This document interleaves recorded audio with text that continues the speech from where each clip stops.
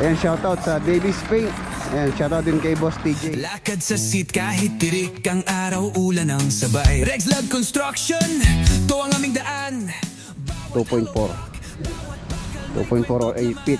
Tapos ito magkaka one step down. Hindi ko na pinapapasok Si Ompong matatag, matibay.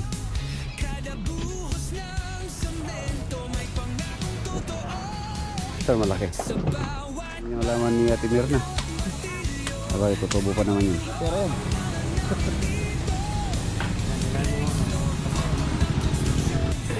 Okay na. Ayun na siyang from Bautista, Pangasinan. Nakasabay si Lagay na ilaw ayun. Thank you po. Ano po kami? Konti na lang, tapos dito sa ilalim. And then, pagka ganito, at least yung mga maliliit na tiles lang. 30 by 60, 3 by 120.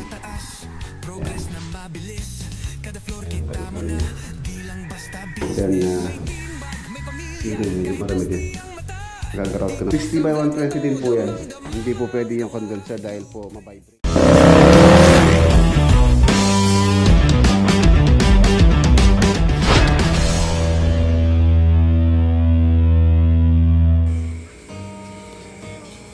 Ayan na si Lolo Boy. Ayan, nakakatuwa po pangmasdan kahit na matanda na siya. Kaya pa po niyang mangisda. Ayan, tulad yan. Gamit po niya yung bangka na gamit ko. So, sa kanya rin po ako natuto kung paano po mangisda. Siya yung nagturo sa akin sa buhay. Paano matuto sa buhay. Ayan. Ayan yung likod ng aming bahay. So malaki po yung tubig. Ayan, gawa ng laging pag-ulan at bagyo. So yun yung resulta ng mga palpak na proyekto ng gobyerno ng mga flood control. Lubog po ang mga palay dito sa aming lugar, ang palayan. Ayan, malawak po ang baha or ang tubig.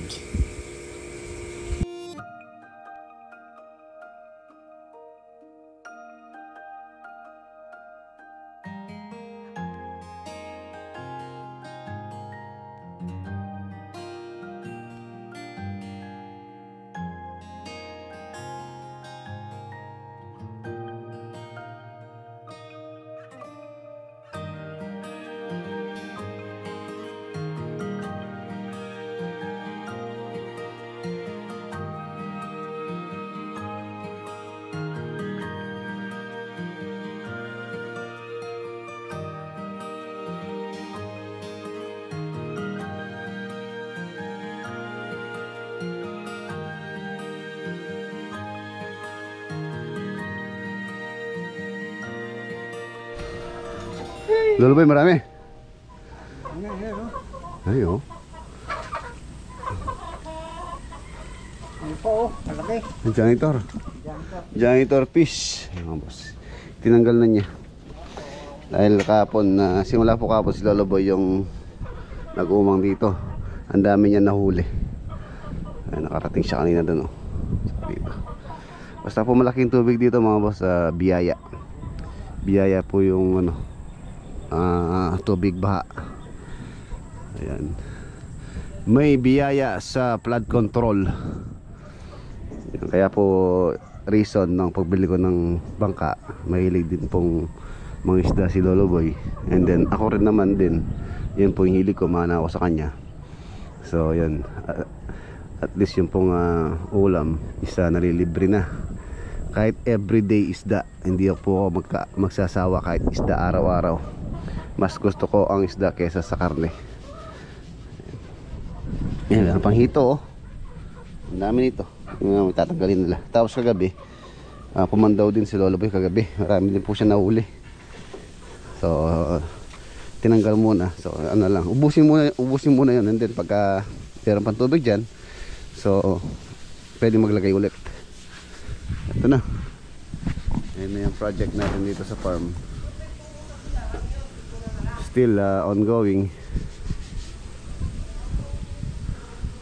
Yung lakad pala natin ngayon sa Pangasinan po tayo.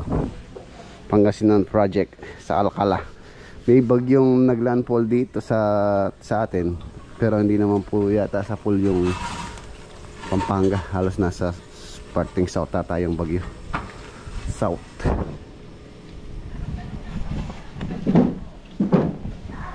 Hindi mo namot, no? Taas na yan ah. Ay, laksa mo. Hindi ganyan. Ayun.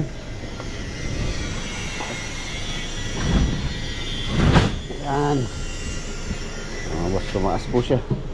Ayun yung pinagawa natin, no? Laking gulong.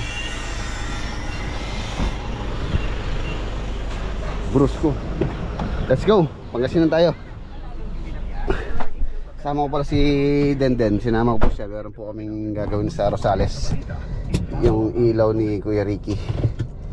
Ilalagay lang po namin. Dadaan tayo na Rosales. Siguro pa uwi na lang. Dahil kailangan daw nila materyales. Doon kailangan natin pumunta ng maaga. Kaya pumunta ng maaga sa Alcala.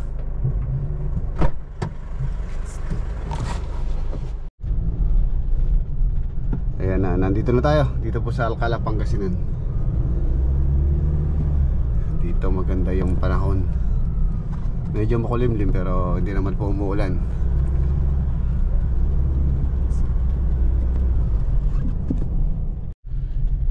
Yun, no? Ayan mga boss, nandito na tayo. Uy, mataas na. Nasa header na sila. Nasa header na ng bintana.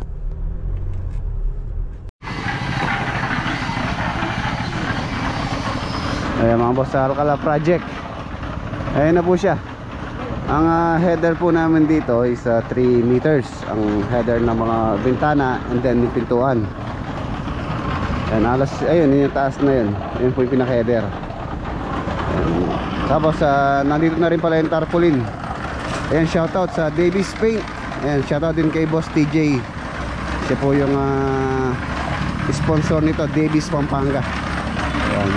Itong bahay na to, painted po siya ng Davis. Kung gusto niyo po ng magandang pintura, so Davis Paint ang may re-recommend ko na lagi namin ginagamit sa aming mga proyekto. Sa hirap at ginhawa, laging magkakasama. Kahit puno ng alikabok sa daan, walang iwanan kahit ulan o baha. Basta may samento't walis, trabaho'y tuloy pa rin mga tol.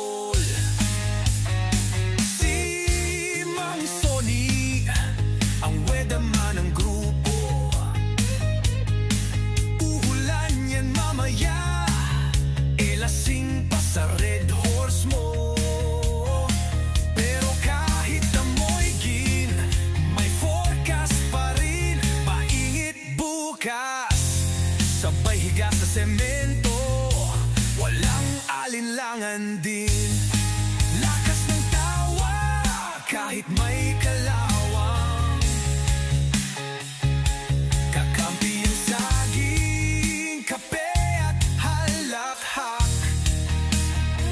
Maingay ng martilyo, halos sa musika.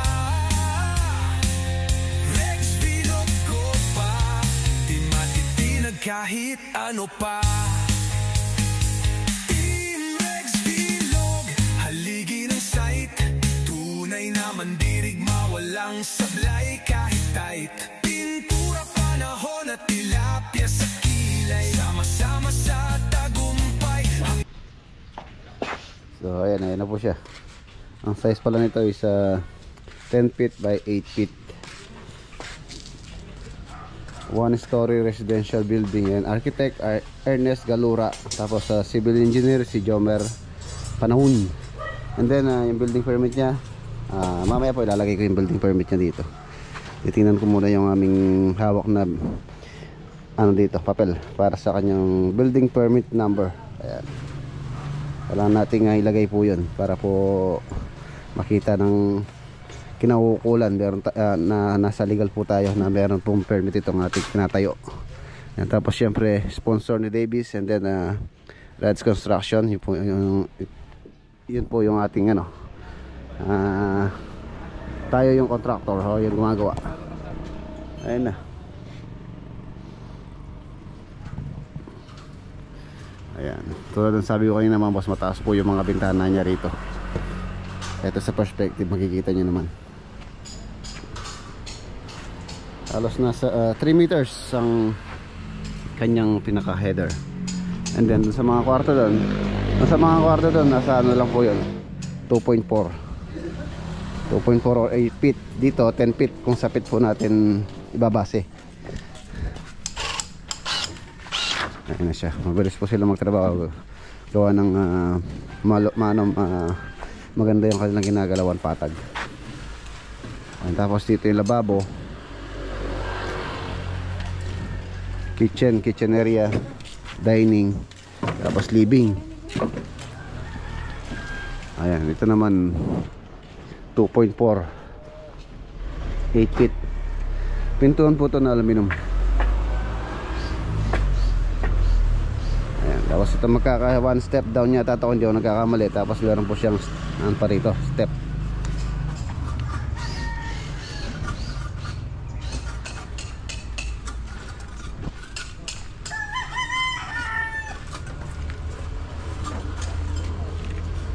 Ano mo sani, walang bagyo? Anong pangalan? Ha? Ompong, ang bagyo. Anong Mario, siya talaga naman sa dami-dami ng mga ang tawag dito, weatherman. Ikaw yung palpak. Hindi ko na pinapapasok si Ompong. Si Ompong maglalandfall sa mamaya dyan sa bandang south. Naglampol. Pero dito mga boss, dito sa north, ayan po, ang ganda po yung lagay ng panahon dito. Ayan, mga ano, siguro more or less mga 2 weeks from now, nasa roof beam na po yan. Roof beam. Ayan, header na yan, nalagyan po natin siya ng lintel beam. Diretso po yan hanggang dito. Ayan, dyan, lintel beam na po yan, buo. Hindi lang sa tapat ng mga bintana namin nilalagyan, buo na po yan para po mas matatag, matibay.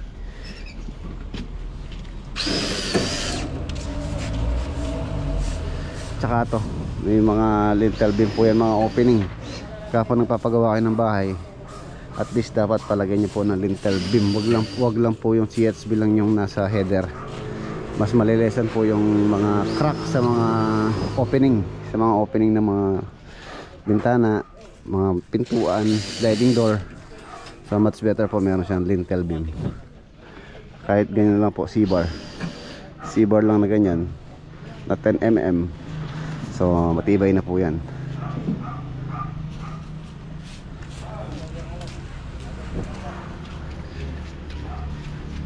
Ito yung isang kwarto.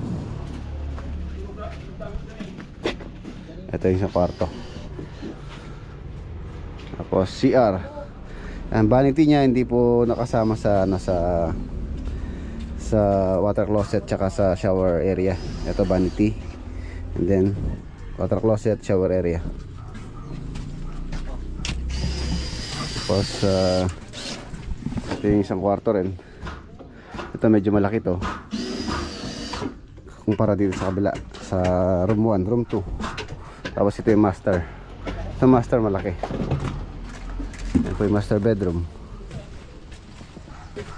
Meron siyang corner window doon. Tapos meron pa siyang isa rito. Supposing dito sa may side na to is firewall na po yan. Wala po tayong bintana dyan. And then ito yung kanyang private CR. Ayan, ito walang bintana to dahil nasa loob ng building or ng bahay. So maglalagay na lang po tayo ng exhaust or ventilation. Vanity, water closet, shower area. Tsaka much better po na pagka ganitong CR, nakadrop yung shower area, or kung hindi naman, lagyan ng sukalo. Tapos nakadrop siya sa finished floor nitong bahay, pinakabahay, nakadrop siya ng at least mga 2 inches or 5 cm para po hindi papasok yung tubig dito if ever na maglinis dito. So yung tubig dyan lang sa area na sa area ng TNB kailangan nakadrop.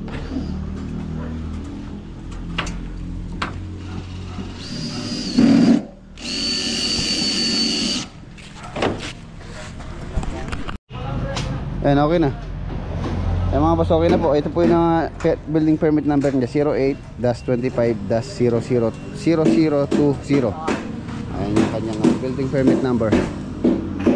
Ayan, natin doon. Papaskill natin doon. Ayan o. Ang ganda-ganda.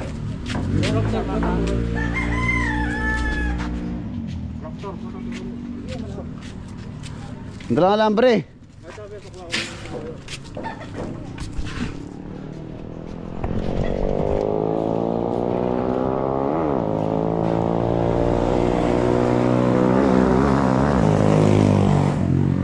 Yan, dyan na lang. Hawakan nyo na lang dyan.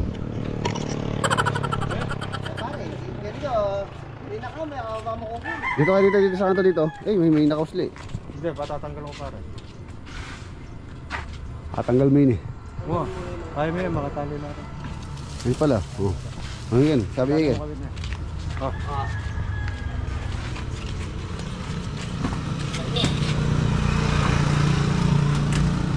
Nakunin mo kaya yung itak na? Itak? Oo.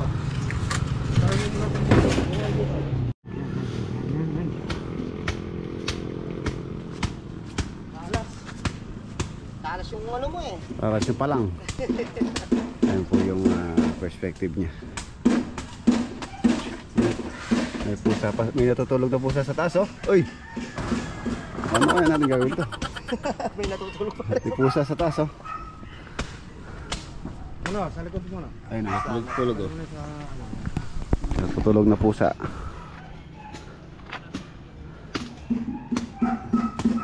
Ayan, dito po 3 meters po yung height na yan. Itong header niya. Tsaka dito 3 meters. High ceiling siya rito sa area na to. Yung mga pare, tama na muna yan. Sige, tatali mo na lahat. Well, sinira mo na ito.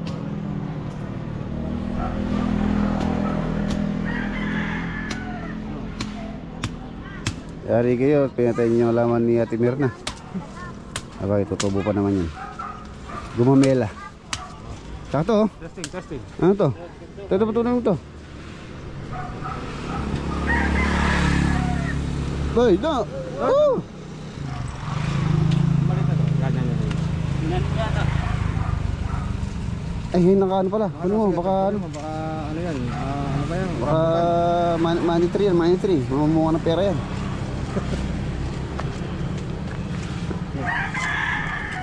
Huwag papatay nyo.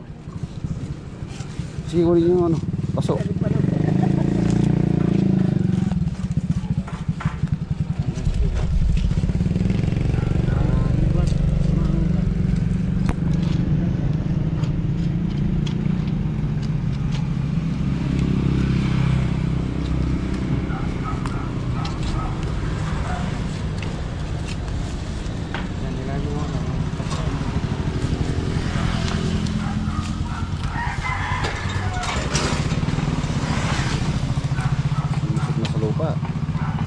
Yan. Tabi mo. Yan. Makitanim pa natin yan.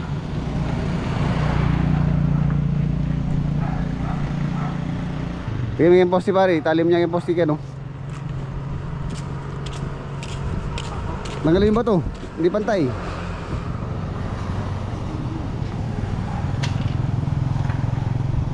Yan. May talihan yung lambre dyan.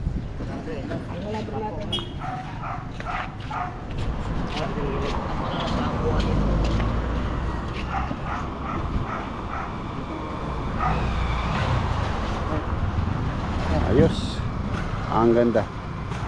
Shoutout po sa UNO family.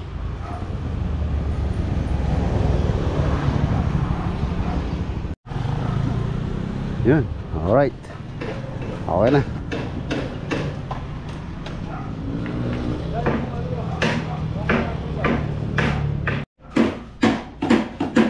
Yun o. Mga boss, nagdala po kami nung nahuli ni Lolo Boy kanina. Gurami. Ito. Sarap to. Malutong. Tapos ang ulam nila, tamang-tama. Tamang-tama pong yung partner to. Ngayon, balatong. Sa pangpangan, balatong. Sa Ilocano ay sa Ilocano, sa Tagalog, munggo. Oh. Kalibot to. Kalibot to, walang tapon. Malutong. Mas masarap po ito kaysa sa tilapia. Mas masarap yung kanyang laman. Malasa. Gurami fish. Madalang na po ito sa market. Yes. Kain tayo.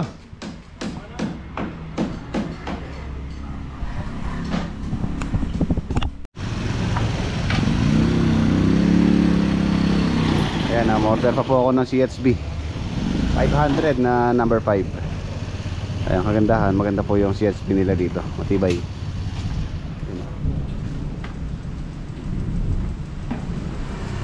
Ayan na si Yongpong. Duwarting yung kapote. Natin yung sunod yung kapote. Ako magkapote. Kapote.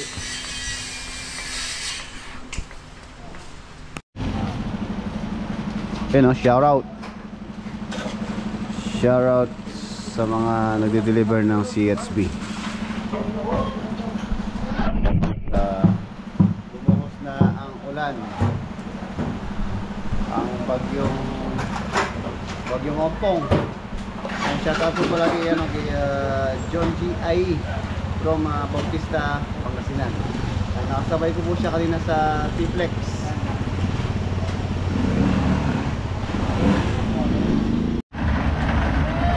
Oh, pa-maintenance mo. Ay, makaalis na yan. Ayan mga boss, iwan na po natin sila. Ayan na yung bagyo. Bago tayo umalis, silipin muna natin sila. Uling silip bago tayo umalis. Ayan, so malamang sa pagbalik natin, nasa na to, nasa roof beam na. Ayan na siya.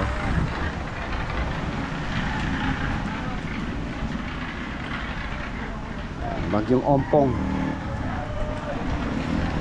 Bagyong Ompong. Binagyo na naman ang Alcala project.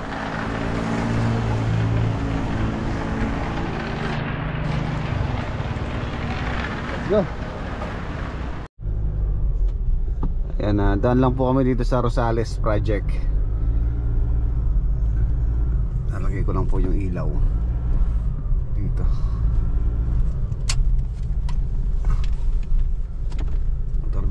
Si Kuya Ricky palpkisikin. Ayan si Kuya Ricky.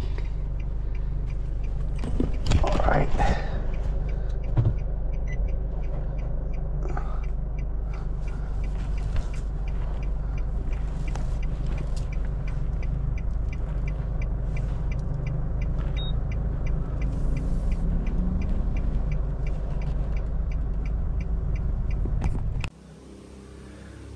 Ito po yung previous project namin dito.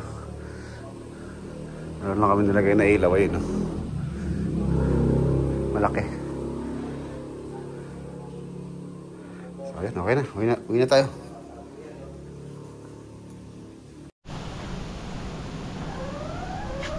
Okay. Okay, maraming salamat po. Thank you po. Ano na po kami? Okay, let's go. Uwi na tayo.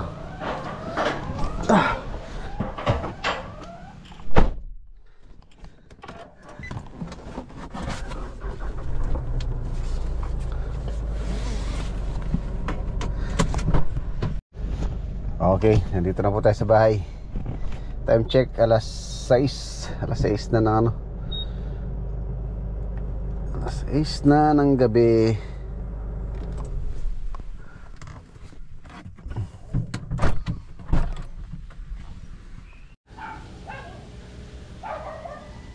Ayan na, mamos, nandito na tayo sa bahay. So ayan, tingnan natin yung mga nagawa po nila dito ngayon. Ayan, halos patapos na po sa taas. Yung sa loob tapos na, bale yun na lang water closet yung ilalagay doon, mga accessories ng CR. And then yung pintuan na lang, yun yung pintuan ng main door, tsaka yung CR. Konti-konti na lang. Tapos dito sa ilalim, ayan, Papapinturahan ko na po ito. Epoxy primer black po yan. Itong naka-apply dyan sa mga bakal na yan. So ipipinis natin siya ng epoxy enamel. Epoxy primer parang po ito. Black din na epoxy enamel ang i-apply po dyan. And then ito na pala yung lababo. Wala pang ilaw dito. Pagka ano ako na lang po maglilinya dito. Ayan po yung styles nya. Medyo madalim lang. Kulay gray. Gray po yan. Tapos ito yung kalan. Yung kalang na ilalagay dito, hamdem. Andito po yan. Tapos yung sink dito. Sa baka bukas matapos na rin to. Konti na lang pala. Tapos pagagawa natin ng aluminum cabinet dyan. Taas. And then dito, baka maglagay din po ako dito para lagay ng mga condiments.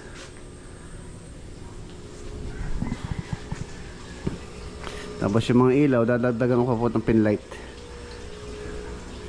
Bumili na rin ako ng pinlight para dyan.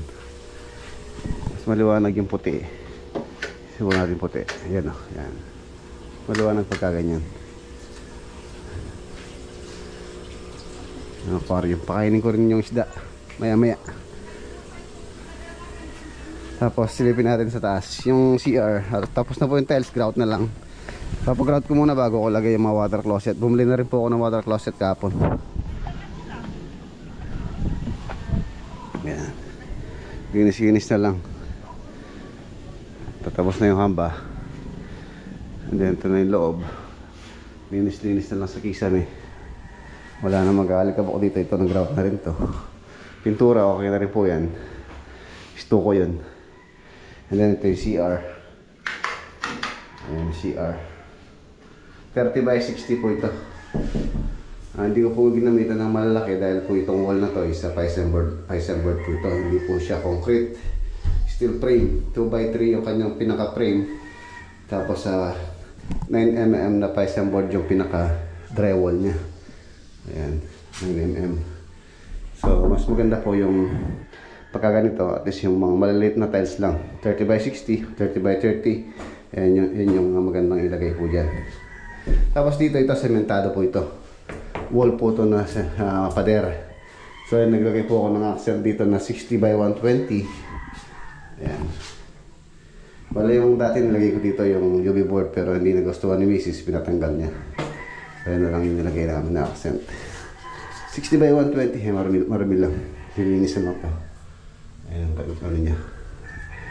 Then kulang kasi yung pinakabutas. Yung kasi pinagtabasan dyan hindi na po kakasya. So yun na pinalagay ko yung ano nasa sahig. Pero okay naman din. Tapos lalagyan ko na lang ng profile dito sa gilid. Aluminum profile. Para medyo maganda siyang tingnan. Silin medyo marami din. Magagarout ko ng buwas to para yung water closet. Yung shower, mayroon na rin po ako nabili shower. Water closet. Yung vanity na lang yung wala pa. Lavatory. Ganun din dito sa kabila. Sa kabila naman, ang finish ng wall niya is stucco. Stucco finish. Medyo basa pa po to. Kaya kung makapansin nyo, meron pa siyang ang tawag dito, yung pagitan ng roller. Roller lang po kasing ginamit dyan. So pagka natuyo naman niya, mawawala naman po yan. Basa pa po siya. Medyo hindi pa tuyo. Yung sealer. Gray. And then ito yung CR. Parehas din ng tiles doon. Ang kakaibahan lang yung design nito. Isa maliliit. 30 by 60 din. And then yung accent wall niya, iba. Ayun yung accent wall niya, iba to. Sa kabila. 60 by 120 din po yan. Bali, 4 na piraso yan. Tapos ganun din yung kanyang niche. Niche, lagyan ng mga shampoo, sabon. So hindi na tayo maglalagay ng soap holder dyan. So, tissue holder na lang. Dito sa water closet, then vanity, lavatory. Tapos maglalagay pa ako ng face mirror dito na mayroong ilaw. So yan. So ceiling niya ito, same dito. Yung kanyang pisabi. Iba sila sa kabila. Ganda. Tapos yun yung kanyang sokolo. Kung saan yung shower area doon. So pwede lagyan na lang natin ng shower curtain dyan. Para medyo makatipid, hindi hindi na shower enclosure. Okay. Ayan, mga bintana okay na po ito. Mga outlet. So aircon na lang pala. Aircon pala, nag-inquire na rin po ako sa LDRA. So i-schedule na lang yung installation. Dito po yun, dito po ilalagay. And then yung condenser siguro papalagay ko na lang dito sa ano, dito sa bubong. Ayan, dito ko na lang palalagay yung condenser niya. Ayan, dyan ilalagay yung aircon dito sa wall na to. Para pag may guest tayo, ito siya. May ano, pag dito komportable. Ayan. Dito naman, dito sa kabila naman din. Ayan. Diyan, pwede dun sa may pader doon natin ilagay yung condenser para dito po kasi pagka ganito, drywall lang siya, hindi po pwede yung condenser dahil po ma-vibrate. Yung po kasing condenser meron siyang compressor. So, ano po yun? Nag-vibrate yun pagka umandar. So, kailangan matatag dito. Sa ibaba na to, ano po yan? Pader. So, doon ko pa ilalagay sa ibaba. Para hindi dito sa wall na to. Meron na ring power supply yan. Nakabang dyan. Separate din yung circuit breaker niyan. Ayun, malapit na. Malapit na. Siyempre, pagka natapos to, tutulugan ko muna, siyempre babasalan ko. Yan natin kung maganda. Sarap matulog. Pag pinalayas tayo ni Mrs., so dito tayo matutulog. Marami tayong tutulugan dyan mga boss. Yan, pwede tayo dun. Next project kapag natapos na to, yun naman po, yun naman, pag-iipunan. Ito, meron ng budget para dito. So yan po yung aking ginagastos ngayon, yung budget. So pagka nakompleto na to, doon natin i-reveal kung magkano po yung aking total expenses dito sa project dito. And steel frame po yan. So ayun na mga boss, dito ko na matatapusin yung ating vlog for today. Kita-kita po tayo bukas sa next upload. Maraming salamat po muli sa inyong walang sawang suporta dito sa ating channel. God bless, ingat po kayo.